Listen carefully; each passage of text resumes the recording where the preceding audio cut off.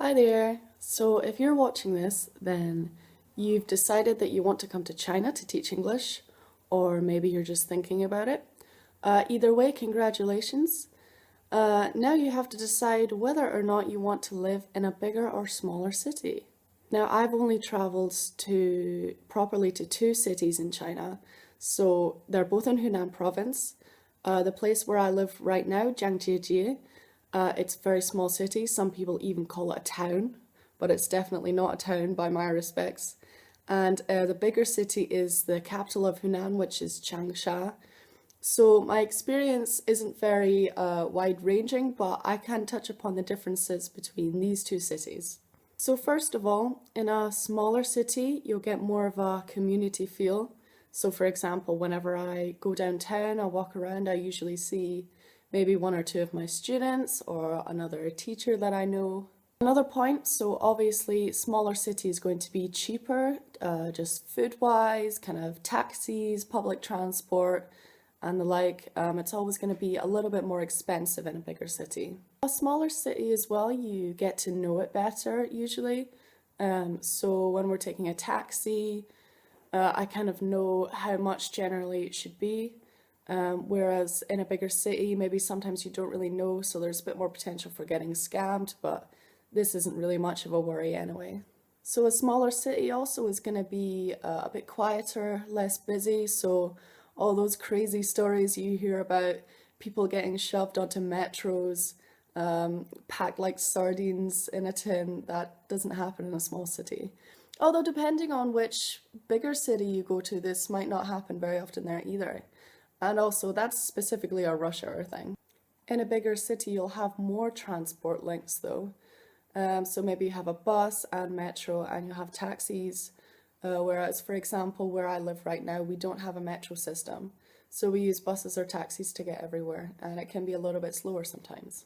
This is an obvious one, but there's of course more to do in a bigger city.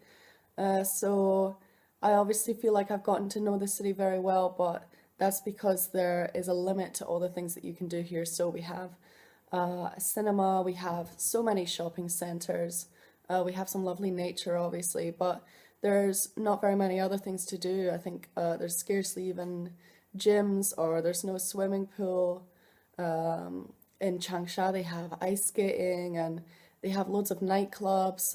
Here there are only maybe there's kind of one proper nightclub that we usually go to and the rest are kind of bars, but even that's a very limited selection as well. This one wasn't too important to me, but I know it's important to a lot of people, and that's the size of the expat community. So in a small town like Zhangjiajie, it's a tourist town, so that means that we do get lots of tourists in, but they don't stay for very long, maybe only 2 or 3 days. So if you make a new friend, they're kind of off away again very fast. My friends, they're kind of the other foreign teachers here. There aren't very many foreign teachers in this city at all, whereas my friend who lives in Changsha has a big group, a big expat community group, and they hang out all the time. So if that's something that's important to you, then a bigger city might be up your street. In the same vein, you're forced to learn the language quicker in a smaller city because there are less foreigners to hang out with and people don't really know English here at all. So yeah, you're forced to learn, which I think is a good thing to me. So yeah, if you really want a kickstart in your language learning, then small city might be for you. This one wasn't really an issue for me, but I know it's a big thing for many people, of course, understandably, and that is the salary. So in a smaller city, minimum salary everywhere is, I think, 5,800 yuan. And then in a smaller city, you can get kind of about this up to maybe 7 or 8,000. But if you live in a bigger city, you can get sort of 12,000, even 15,000. Sometimes in the bigger cities with that salary though, you have to look for your own living space. So you have to find your own apartment, own roommates and whatnot. And here we've been provided with somewhere to live. But it depends on which school you go to. There's also a chance in a bigger city that you have to pay for your bills as well as your apartment, of course.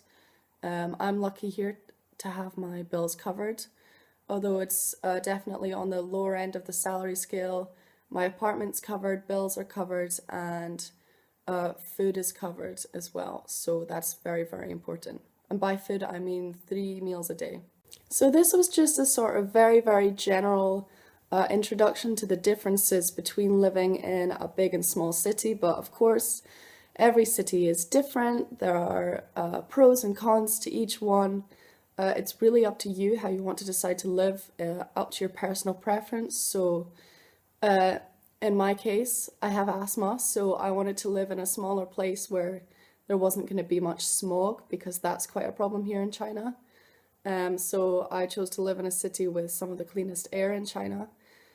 But yeah, in places like Beijing, Shanghai, the smog can be very, very thick. So these are the little things that you've got to take into consideration as well. And so you've got to decide what's more important to you.